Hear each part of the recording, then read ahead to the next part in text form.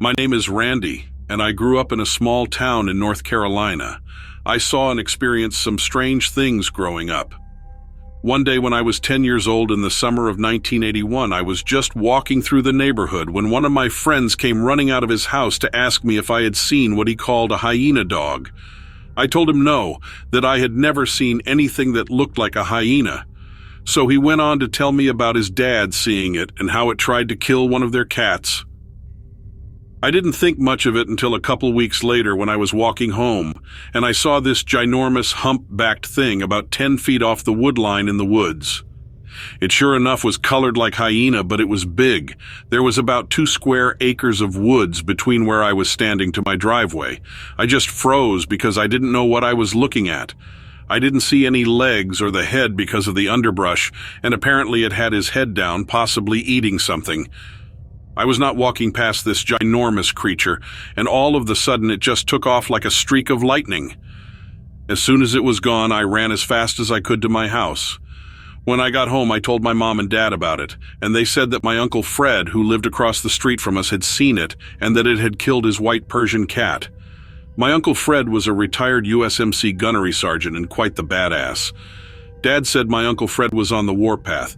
My uncle had a Saturday morning ritual of shooting handguns down on our land because there was nothing but woods behind us. Every Saturday, as soon as I ate breakfast, I ran out the back door to go down to where he was shooting guns, hoping they would let me shoot one. This day, when I got to the end of the porch, I heard one hell of a gun blast coming from my uncle's yard. My dad yelled for me to get in the house. I didn't know what was going on, but I was already about 10 feet off the back porch watching my Uncle Fred run down the hill yelling, "I blew that thing's head off." My dad was an ex-Marine also, and he didn't play around much when he told me to do something. He yelled my name again and told me to get back inside the house. I walked back up on the porch and Mom walked out with me. We watched my uncle walk down from his yard to the road, and he stopped maybe 20 feet from whatever he shot. My dad walked towards the feed pile that my Uncle Fred had set up to trap this creature, and he stopped maybe 30 feet away. My dad asked my Uncle Fred what he had shot, and my Uncle Fred said, "The heck if I know what that is. It's ugly." Dad turned around and saw me and Mom on the porch and told us to get back in the house because we didn't need to be any part of what was going on. Mom pushed me on in the back door as we waited for Dad to come back from whatever him and my uncle were doing. So my dad got back about 3 hours later, and he was not acting his normal self. I asked him what Uncle Fred shot, and he told me Uncle Fred didn't shoot anything and not to ever mention it again. I spent a lot of time over at my Uncle Fred's because he just lived across the street. So I asked him what he shot, and he said he didn't know what I was talking about. But when I got home, I got a butt whooping for asking him, and my dad told me to forget anything to do with that day. A couple years later, I got into some big-time camping in those woods, and we would always hear crazy sounds. Sometimes it was like a baby crying, and other times it sounded like a woman screaming, but it scared the hell out of me and my friends. We left the woods more than once because of those noises, and my dad said it was just bobcats and they wouldn't hurt anything. So one night, me and one of my childhood friends were camping out maybe a half a mile back in the woods in a high spot above a creek that was maybe 150 yards away. We heard that freaky baby crying sound coming up the hill towards where we were at. It was really cold that night because we only camped out in the winter, but we had heavy-duty Army sleeping bags. We had a good-sized fire built, and I had my dad's semi-automatic .22 with me, and I figured if something came up on the campsite, I was just going to shoot it. I turned around to look at my friend, and he was building all these little bitty fires all around his sleeping bag. I asked him what the hell he was doing and if he heard those sounds. He said yeah, he heard them, and they were going to have to run through fire to get to him. I told him he was a moron, and I turned back around toward the fire. I saw 2 great big tall ears and 2 great big eyes, and I did not hesitate to shoot. To say my reflexes kicked into overdrive is an understatement because I was 50 yards away before my friend had a chance to sit up. He yelled for me to wait for him as he ran through the woods to catch me. I didn't even bother to bring a flashlight because I figured if something was crazy enough to come up on the fire that I didn't want none of it. We came out of the woods about 100 yards from my back porch, and Dad was on the porch waiting for us, wanting to know why I discharged my gun in the middle of the night. I told him a bobcat had come up on the campfire and he started laughing. All of a sudden, you could hear the loud baby crying sound right on top of where we were camping. I looked up at my dad and he had a seriously concerned look on his face, which was not common for my dad. He told us to go down in the basement and spend the rest of the night. We went back to get our camping stuff the next morning, and nothing was bothered. We didn't hear any crazy sounds or nothing, so we got our stuff and left. The thing about what I shot at is this. In my head, I thought it was a bobcat because all I saw was ears and eyes, but I never thought about how high they were off of the ground. The eyes had at least been 3 feet high, and that's no bobcat. I did not realize this until I heard so many different dogman stories. Was it a dogman? I don't know, but I don't see bobcats walking up on a campfire, and after those days had passed, I never ran from anything else that came on a campfire again because nothing else ever did. I lost track of how many times I heard those crazy crying sounds or a scream in those woods, but when we did, we got the hell out of Dodge. We always just thought it was bobcats, and I didn't get a good enough picture of what I saw to say for sure that it was a bobcat, but like I said earlier, its eyes were a good 3 feet off the ground. The years go by fast. My Uncle Fred passed away. Me and my dad spent a lot of time together, and I had already been moved out on my own for a couple years. My dad would call me at least twice a week, if not more, just to go for a ride, or to get something to eat, or go for a milkshake. We were pretty close. One day we were driving and talking about my Uncle Fred and how crazy he was. We were laughing at some of the wild things he did throughout the years, and I remembered him shooting what we called the hyena dog. I asked Dad about it, and he pulls off the side of the road the second I questioned him about it. He gripped the steering wheel real tight and told me he had already warned me about asking him about what happened that day. I was a little bit like my Uncle Fred and told him I didn't really give a damn about what he told me 13 years earlier. I wanted to know what happened. He looked at me and his face was white as a ghost, and he said, "Boy, I don't know what that was, but it wasn't anything natural." I asked him what that meant, and he just said that he didn't want to ever talk about it and for me to please never ask him about it again. My dad was fearless, but this had him scared. After listening to hundreds of different dogman stories over the years, I believe what my uncle killed and him and my dad buried was probably one of those hyena-type dogmen. All I know is what I experienced, and it was exceptionally strange. In the years since then, all the land behind where I grew up was developed, and we never heard those crazy screams and cries anymore.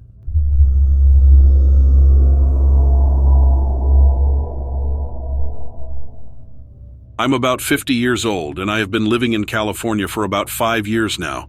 I always used to be a skeptic by nature.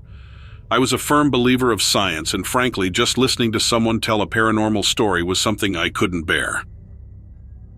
Life is crazy, though. You never know what can happen to you. I am not a skeptic anymore. In fact, the paranormal, supernatural, whatever you want to call it, has taken over my life. There are some overwhelmingly powerful, mysterious, and dark forces in the world we live in. When I first moved down here to California, I went camping to get away from it all for a night and just be alone with nature. I was reading a self-help book at the time that told me I should take time to be alone with my thoughts. I didn't take the most virtuous path in my life, to be honest, but moving to California was my way of doing a 180 in my life and getting on the right track. I was listening to lectures, going on retreats, and reading every self-help book I could get my hands on. The first couple of days were beautiful. It was just me. I did some meditating, tai chi, yoga, and was beginning to shed my skin of the past. I had set up my tent in a clearing, surrounded by trees, and the nearest town was a few miles away. One night I was sitting outside my tent and enjoying a book by the fire. All of a sudden, I hear the sound of children laughing and playing in the woods nearby. Keep in mind, I wasn't planning on seeing another soul, so I made sure the location I chose was miles away from anybody else. The children started laughing and playing even louder, and now I could hear the faint sound of children's music. It sounded like it was coming from a music box. It was strange and unnerving, and I kept shouting, "Hello! Hello!" Finally, I got up to investigate and shone my flashlight in the direction of the noise. I didn't see anything, but the children's noises and the music started getting louder and louder. It was really starting to freak me out, and I went deeper into the woods to figure out what the hell was going on. For a while I didn't see anything, but then the sounds and the music started coming from multiple directions. Then in the distance I noticed a pair of strange glowing eyes staring back at me. They were yellowish green and had an unnatural shine to them. They were glowing in a way that really irritated my eyes. I was in absolute shock and couldn't believe what was going on. The eyes were very high up, so I had no idea what kind of creature I could be dealing with. The sounds kept getting louder and louder to the point I was getting a headache. I had to confront whatever this thing was. I ran towards the eyes, screaming and telling it to stop. The closer I got to the glowing eyes, the further into the woods they went. Then all of a sudden, the music and the children's laughter stopped, and the eyes disappeared. I was now deep in the woods, completely alone, and was shining my flashlight in every direction trying to find whatever I was dealing with. Then I heard an awful low growl that sounded freaking demonic. This made me lose it. I took off back towards the tent. I grabbed my keys, left all my stuff, climbed in my truck, and took off down the road. I saw the eyes glowing in the distance again, and when I turned my high beams on, I saw a creature, almost skeletal, on all fours with the most evil sneer on its face. It was the most demented thing I've ever seen in my life. Its back almost looked like it was broken in half, and it was angled downwards. It was the most unnatural, creepiest, horrifying thing I've ever witnessed. It followed me with its glowing eyes as I sped past it, and I was in shock the whole way home. Over the next few days, I was unable to shake off the fear that had taken hold of me. I started experiencing nightmares and hearing strange noises in my home. I even saw the creature lurking outside my window, but when I went out to investigate, it was gone. I couldn't sleep, eat, or think straight. I was always on edge and scared that the creature would come for me. I obsessively researched paranormal entities online, and that's when I first discovered a creature called the skinwalker. It perfectly matched what I was seeing, and it had the ability to shape-shift and conjure up sounds to lure its prey. One night, as I was driving home from work, I saw the creature standing in the middle of the road. I swerved to avoid it, and I crashed my car into a tree. Thankfully, I wasn't seriously injured, but the incident left me shaking. After the car accident, I couldn't shake off the feeling that the skinwalker was following me wherever I went. I saw it lurking in the shadows on my way to work. I caught glimpses of it darting behind me in my rearview mirror while driving, and I even felt its presence in my closet when I was getting dressed in the morning. But the worst part was the dreams. Every night I dreamt of the skinwalker, taunting me and tormenting me with its presence. I would try to fight back, but my attempts were always futile. It would disappear, only to reappear again in the next dream, haunting me relentlessly. As the days went by, my panic grew stronger.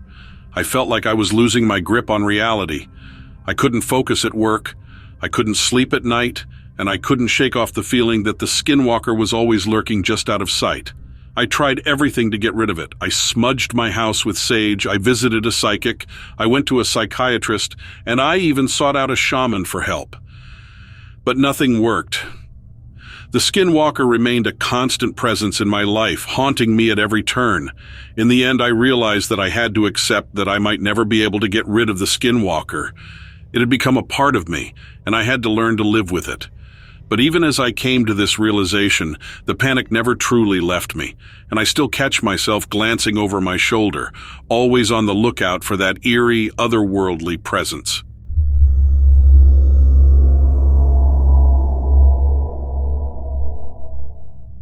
All right, let's get the show on the road. I don't want to spill too many beans here. You never know who's watching or listening. The world got a taste of the unknown when those UFO tapes hit the news a while back. If the big wigs in their high towers can stomach that, I reckon this won't cause much of a stir. So for the purpose of this little chat, let's say my name's John Doe. Back in my younger years, around 2015 to 2020, I served my time in the U.S. Army. Spent most of it stationed in the arid landscapes of the Middle East. My role? Nothing you'd write home about, but important nonetheless. I was a signal support system specialist, a fancy title for someone who ensures communication lines are up and running. We were holed up in one of those FOBs, forward operating bases, in the heart of Afghanistan. The place was no paradise, but it was home for a time. You learn to appreciate the little things, like a warm meal or a night without mortar fire. I always had an affinity for the nights there. The desert has a way of making the stars seem brighter, more alive.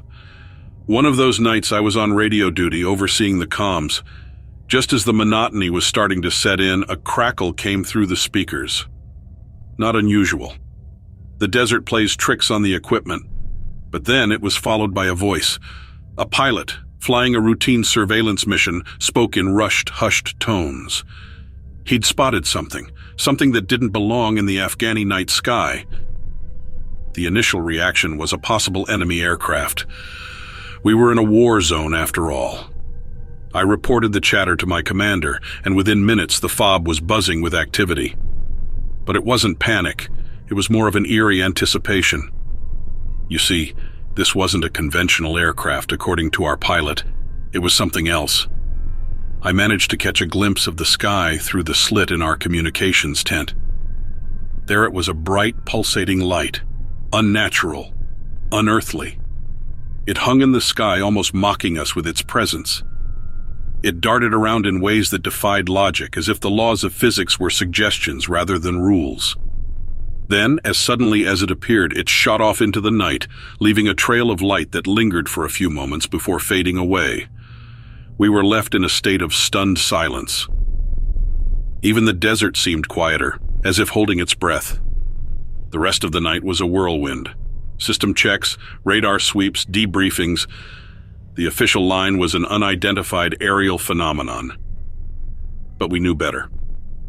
Now, I'm not saying it was aliens, but it was something. Something we couldn't explain, something that still gives me chills when I think about it. After the initial shock wore off, life at the FOB resumed its usual pace. But the atmosphere had changed. That night had introduced an undercurrent of unease. We still did our jobs, kept up the patrols and maintained the equipment, but every light in the sky brought a moment of silence, a collective holding of breath. Then, a few days later, I was on night shift again. The base was quiet, most of the guys catching some shut-eye. Suddenly, the radio crackled to life. It was our pilot, the same one from the other night. He was on another routine flyover when he spotted it again. This time, he was ordered to approach. I could hear the reluctance in his voice, but he followed orders. As he got closer, his commentary became more sporadic. Words like impossible and not natural floated through the comms. Then, without warning, his feed went dead. The silence that followed was deafening. The chief barked orders, a scramble was initiated, but it was too late. Our pilot was gone. His last known coordinates showed him over an empty stretch of desert. We spent the next few days scouring the desert, but there was no sign of him or the aircraft. It was as if they had vanished into thin air. Eventually, we had to give up the search. The official report stated that the pilot had crashed due to equipment failure. But we knew better. We knew what had really happened. I left the Army not long after that. The incident shook me, made me question things I'd always taken for granted. It's been years, but I still find myself looking up at the night sky, wondering. Months later, I was back stateside, my tour of duty over. But the memories of that night in the desert stayed with me, haunting my dreams and filling my waking hours with questions. I tried to get back to normal life, but normal felt like a foreign concept. One night, I found myself sitting alone in my apartment, the TV droning on in the background. I was lost in my thoughts when a news report caught my attention. It was about those UFO videos that had been making the rounds on the internet.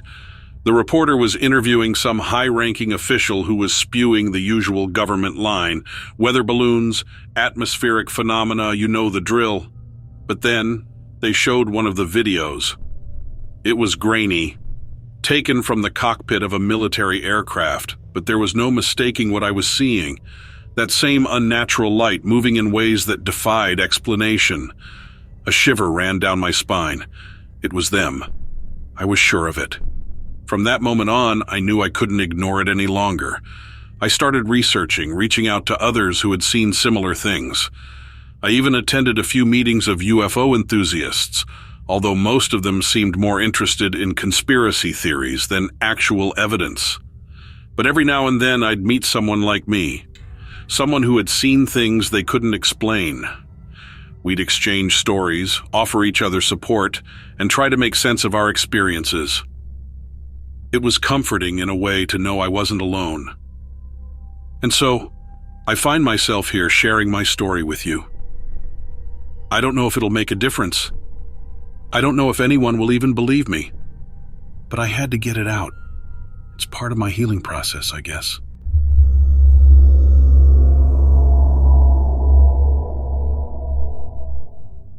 I have a story even I don't believe in. Do you have one of those stories where maybe you lived it, but it still doesn't sound real? I guess that makes it seem like I'm about to talk about something terrible. Either terrible or miraculous. I don't think I encountered anything that was purely good or purely evil, but I did have the most insane encounter. I was fishing in the early spring. Fishing's about the only thing I have to pass the time anymore. It's been that way ever since my stint with the Army came to an end. It's enough for me, though. A pole, a stiff drink, a book, and maybe my dog as company. It doesn't get much better than that. Lucky for everyone, I didn't bring my dog the day this happened. I was, however, distracted from my fishing line with my eyes glued to the pages of a wartime biography. When the splashing hit my ears, my eyes jumped from the ink on the page to the ripples in the water. I thought my hook had snagged something. The water wasn't particularly deep here, so a thrashing fish could kick up quite the storm. Instead, I saw a stone sinking to the bottom of the running water. Then another one hit just beside it. I yelled and hopped to my feet. Whoever was on the opposite side of the stream was ruining my chances at catching anything worthwhile. I thought it would be a kid or maybe someone who held their liquor a little less efficiently than me. What I saw instead was a beast. I saw it lifting a third stone larger than my head with both hands wrapped around its curved sides. The rock dangled between its legs like the creature was caught mid-deadlift. It dropped the stone and straightened its back. Only then did I realize that it was close to 7 foot tall. Only then did it dawn on me that the beast I was staring at was standing upright. It wasn't supposed to do that, right? Bears didn't do that. Not for prolonged periods of time, and certainly not so naturally. Did apes do that? My brain was busy trying to rationalize the things my eyes were taking in. Tall, as thick as the trees around it, covered in rippling muscle that was obscured only by short reddish hair. Its face was almost human. Maybe that's why it was so difficult to quantify. My brain was trying to recognize the beast as kin, but it wasn't. It wasn't the same as me or as any person on this planet. It was different, stronger. I knew that by the size of the stones it was tossing. Taller, certainly. Meaner, I didn't know for a few more seconds. Suddenly it came barreling across the stream. The water barely reached its shins. I turned to run, taking only a small knife with me. Was it just threatening me? I didn't plan to find out, so I kept running. I heard its feet leave the water and continue slamming across the dry ground. It was chasing me all right, with no intention of slowing down or forgiving me for my apparent trespassing. I hoped I could outrun it. I hoped it would be too big to nimbly cut through the trees. When I started to feel its breath on my neck, I knew that I was wrong. I only had one way out, or so I thought. I turned on my heel, letting my back crash into the base of a tree, and I pointed my knife out toward it. I was going to fight the creature. It was too late for that. Its hands were tougher than coiled vines. When it swatted my wrist, I felt the bones crumple. The knife fell from my hand, and the creature roared at me, this time so loudly that I felt its voice booming into my skull. I felt my brain rattle. For a moment, the world was so loud that I was sure death was coming. I thought I'd be deaf, then blind, then gone completely. I expected those mighty hands to strike my head next. I closed my eyes and waited for the end. When the roaring stopped, I didn't dare open them. I didn't open them even as I heard the creature slowly walking away. I thought it was a trick. I was still convinced that it was too late. I don't know how long it took, but when I opened my eyes, the sun had gone down and the beast had disappeared. I was alone all of a sudden. My wrist was swollen. I left my knife in the dirt and got out of there as quickly as I could. I lied at the hospital, describing some accident that led to my injury. They didn't believe me, but it was easier to swallow than the truth. They sent me home with a bottle of painkillers, a fresh cast, and a head full of questions. You must understand, I don't believe what I saw. I don't believe that it could have struck me in such a real way that my bones would break. Yet here I am. I have the X-rays to prove that this happened. Why then is it so hard for me to come to terms with? What's it called when your reality is too bizarre to believe in anymore? That's the reality I'm living in. I hope you never have to wake up here.